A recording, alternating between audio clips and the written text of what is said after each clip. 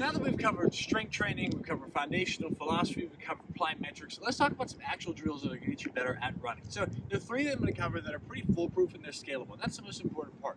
When you're running, it's not like there's a different set of drills you're going to do as a beginner that you can do as an expert. It's just that you scale up the fundamentals to fit whatever level you're at. So these three drills are backwards running, ankling, and then single leg bounding. These allow you to start working on the front side mechanics, which is driving the knee up and staying in front of your body, picking the foot up with an active ankle, active lower leg complex, and then be able to extend and push off. That's why they're so valuable. Most people, when they're running, they just think of this very passive grind. They're kind of just shuffling. It's a glorified jog where they're just overreaching and they're gliding from one foot to the other in a stance that's enabled because they have thick shoes that allow them to roll. The toes are lifted, just rolling back and forth. And while that may be beneficial from a biomechanical, like advantageous of efficiency, what you're missing is the fact that that's not actually using your body's built-in spring and complex to absorb force and reproduce it. And that leads to this passive over-reliance on this grinding type form that then lets you overwork and can put you at risk for injury. And that's a problem because one thing about efficiency is not just about can I run for a longer distance, it's how well can I do this? Can I do this for life? Do I have the ability to do this without getting injured? So part of building up strength is having drills that let you start from the ground up and build up in your capacity. So, first we'll start talking about single leg bounding. This is a super valuable drill because we're starting off with the very basics of the plyometrics. I'm starting to bounce. Now I can start in place. I'm simply bouncing on one foot. I'm in this position and I can start to add in a little bit more of this knee drop. So you start to see a progression here already where I'm starting to work on this opposite arm, opposite leg position. As I get stronger, I can start to travel. I can start to work forward and I move. I'm covering ground.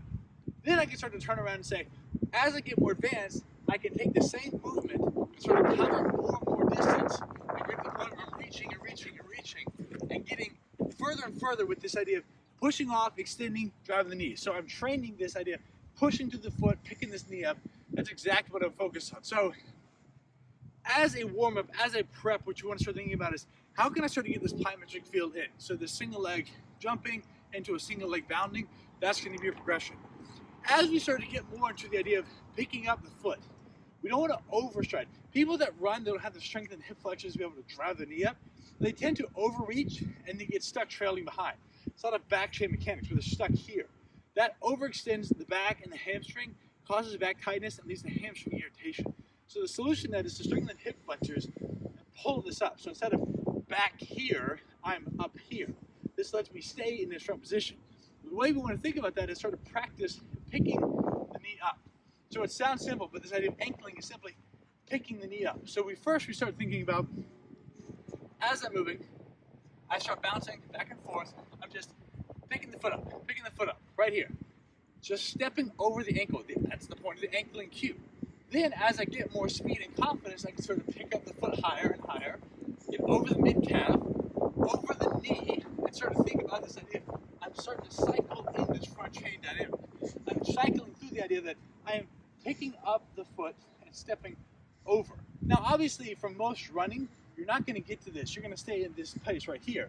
But the idea is we always want to train for more range of motion, more capacity than we need. We don't necessarily just want to stay, well, all I need to do for a 2-mile easy run is this. Well, I also want to have this capacity so that whatever I'm doing stays under that threshold. And if I'm staying under that threshold, that allows me to continue to train at a high ceiling so that everything below that is easy. That obviously, the corollary to that is I start off very slow ankling, I pick up the feet, pick up the knees, to get more speed, and I'm covering more distance, and it's easy to sort of build into, okay, this is a good running form. Running is very simple. When you understand the basics of how the whole body integrates together, how to make contact with the ground, it's one fluid movement that scales up. Find a few drills that really click for you, and then scale those up. Finally, we're going to work on backwards running. Now this is important because, as we mentioned earlier, there's this passive forward cadence. When I step, I just kind of like roll forward and grind forward. I can do this kind of unconsciously. That's why even people who've had spinal cord injuries and they can't move their feet, you can put them on a treadmill and they can walk because of the reflex that's in the spinal cord. Same thing with robots. You can train them to walk without any type of neural connection.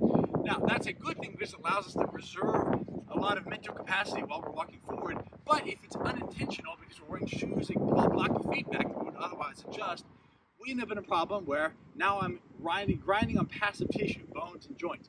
That's where you get this grinding breakdown. You finish a walk, your back feels stiff and tight, your knees starting to hurt, your hamstrings feel tight. That's not what we want. So the idea of that is to flip things around, break the pattern. So instead of moving forward, I'm now moving backwards. And because I'm moving backwards, moving at 100% of effort going backwards is still only about 80% of efficiency of going forward. So I can't hurt myself unless I trip and fall over when I'm pushing and extending. And I'm training the muscles of extension. I'm training as I push off every step.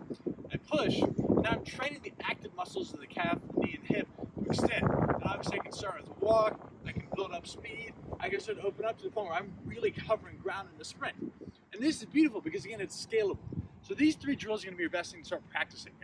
How I would prescribe this to you is to go out, take 10 minutes before you start a run, or make them your whole session and just practice. Start off little baby hops on one foot, do about 10-20 seconds each side, then go back to the front foot, so do little baby hops going forward, about 20 seconds each side, then go back to this foot and start to cover a little bit more ground, start to feel good, about 20 seconds each side, then same thing.